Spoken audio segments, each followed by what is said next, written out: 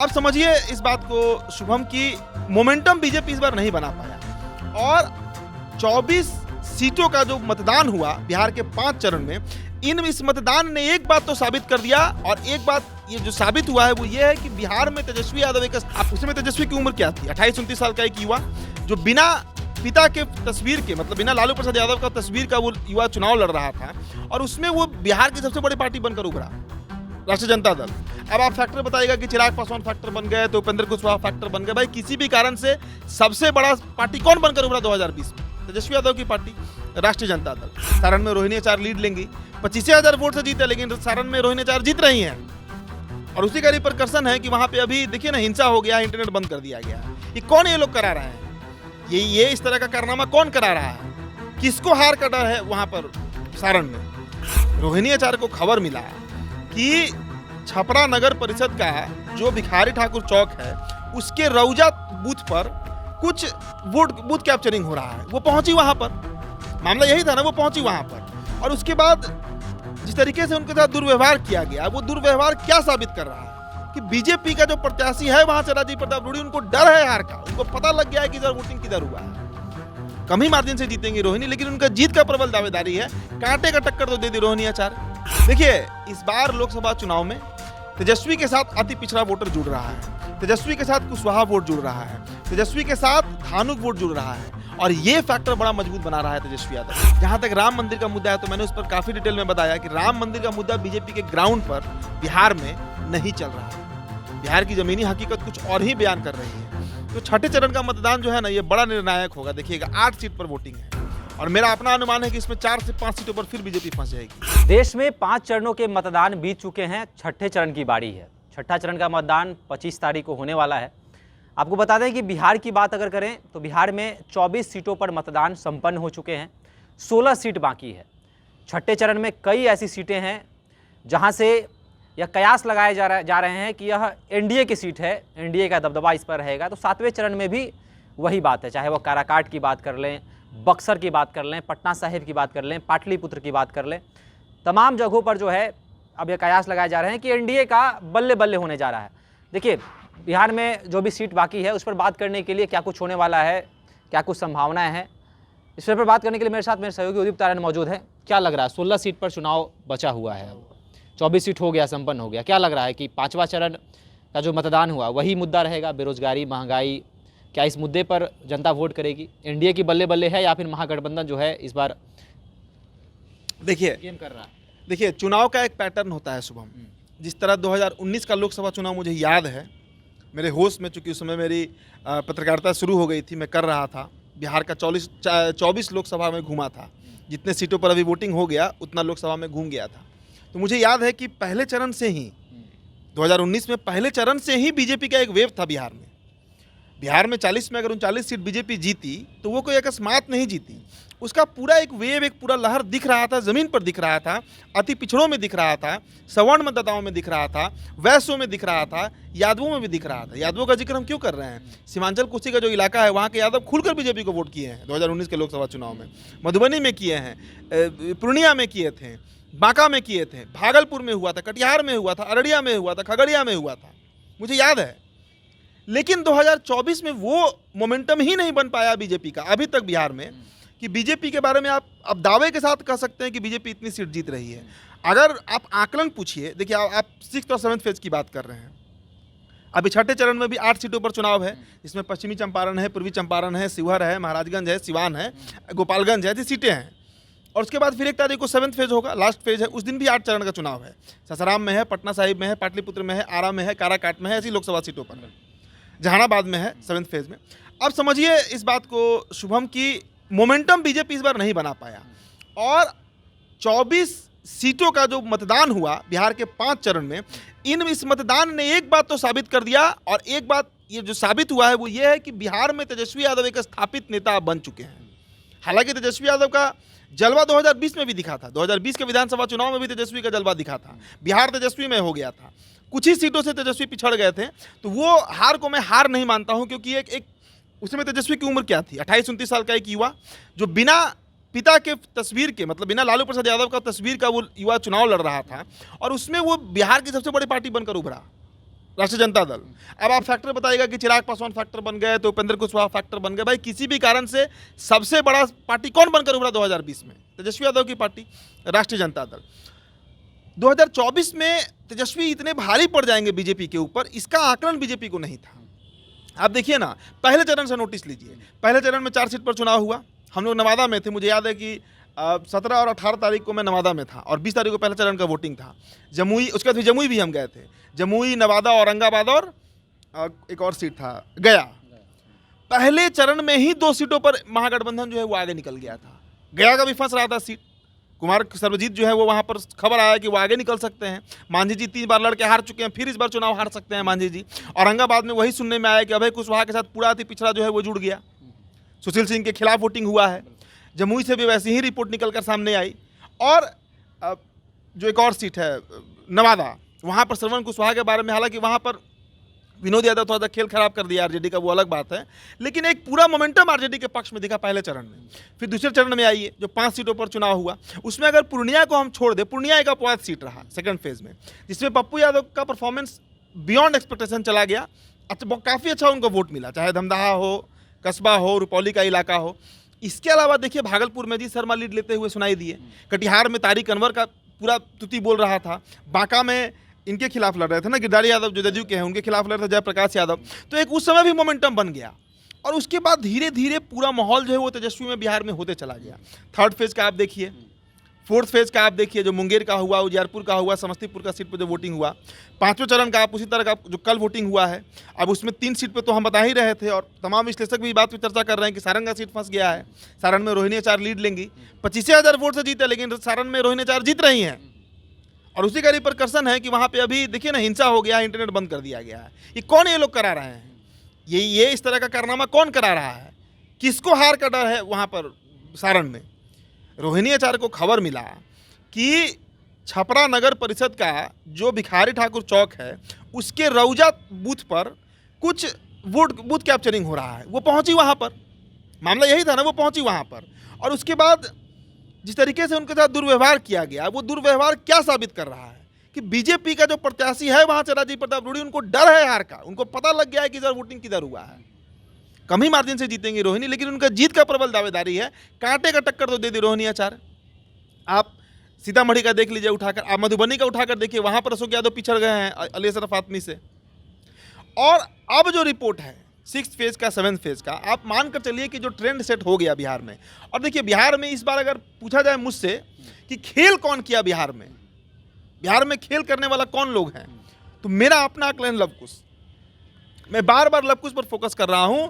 2019 के लोकसभा चुनाव में लव कुश का एक मुश्त वोट, और 2014 में भी एक मुश्त वोट एनडीए को पड़ा था। 14 में तो थोड़ा सा टूट हुआ था, नीतीश कुमार चले गए थे, अकेले लड़े थे। लेकिन 19 में बिहार में 40 में 39 सीट बीजेपी को अगर आया तो उसका सबसे बड़ा कारण यही लव कुश थे। वो लव कुश इस बार एनडीए के साथ नहीं दिख रहे हैं। एकदम डंके की चोट पर हम इस बात को कह रहे हैं। और हमारे दर्शक जो अलग अलग, अब तो काफ़ी कमेंट, काफ़ी कॉल्स भी हमको आ रहा है, ये फीडबैक भी हमको मिल रहा है। और जहाँ तक 6th फेज की बात है, अगर 6th फेज में देखा जाए तो 8 सीटों पर चुनाव है। अब मोतिहारी का वही हाल है, वहाँ पर राजेश कुशवाहा तगड़े कैंडिडेट बताए जा रहे हैं। आप चले जाइए पश्चिमी चंपारण, बेतिया का जो लोकसभा सीट है, वहाँ पर संजय जायसवाल के खिलाफ बड़ा माहौल है। 3 बार से एमपी हैं, 3 बार से सांसद हैं, और उनका काम अभी तक गिनवा दीजिए तो वहाँ पे क्या काम किए हैं, कितना काम किए हैं। हम गए थे वहाँ पर, नरकटिया विधानसभा गए थे, रक्सौल गए थे हम लोग, वहाँ पर से रिपोर्टिंग किया। वहाँ से मैंने रिपोर्टिंग किया, मैं दलित बस्तियों में गया, कई जगहों पर गया, वहाँ पर पूरा माहौल बीजेपी के खिलाफ है। देखिए इस बार लोकसभा चुनाव में तेजस्वी के साथ अति पिछड़ा वोटर जुड़ रहा है, तेजस्वी के साथ कुशवाहा वोट जुड़ रहा है, तेजस्वी के साथ धानुक वोट जुड़ रहा है, और ये फैक्टर बड़ा मजबूत बना रहा है तेजस्वी यादव। अच्छा, ये विश्वास जो तेजस्वी यादव पर हुआ है, क्या जो नौकरी लाए बिहार में, 8 लाख की बात की है, 10 लाख की बात, तो 10 लाख की बात कर रहे हैं, कह रहे हैं कि 2 लाख और नौकरी देने वाले हैं। 1 करोड़ का बात है, 1 करोड़ का बात बिहार की बात केंद्र में। तो क्या नौकरी देने के कारण, या फिर 2019 में जो बीजेपी तेजस्वी यादव को सीरियस नहीं ले रही थी, बच्चा समझ रही थी, 2024 में अचानक से सीरियस नहीं लगी, उनके द्वारा जो जनसभा में जो भी कहा जा रहा है उसको काउंटर करना पड़ रहा है भाजपा को।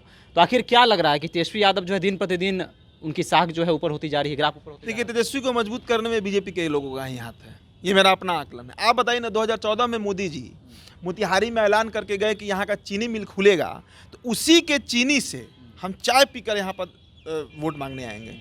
10 साल बीत गया, राधा मोहन सिंह ही जीत रहे हैं। राधा मोहन सिंह कृषि मंत्री रहे हैं भारत सरकार के भाई 2014 से 19 के बीच। कहाँ मोतिहारी का चीनी मिल खुला?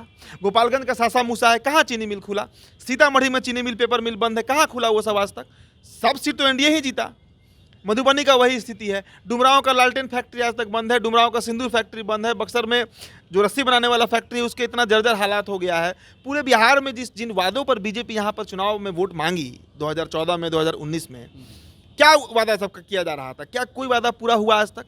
2 करोड़ रोजगार की बात मोदी जी कर रहे थे, बाद में अमित शाह कहते कि जुमला है, हम 15 लाख पर नहीं जाएंगे। छोड़िए, वो व्यवहारिक तरीके से पॉसिबल भी नहीं है कि हर एक व्यक्ति के अकाउंट में 15-15 लाख भेजा जाए।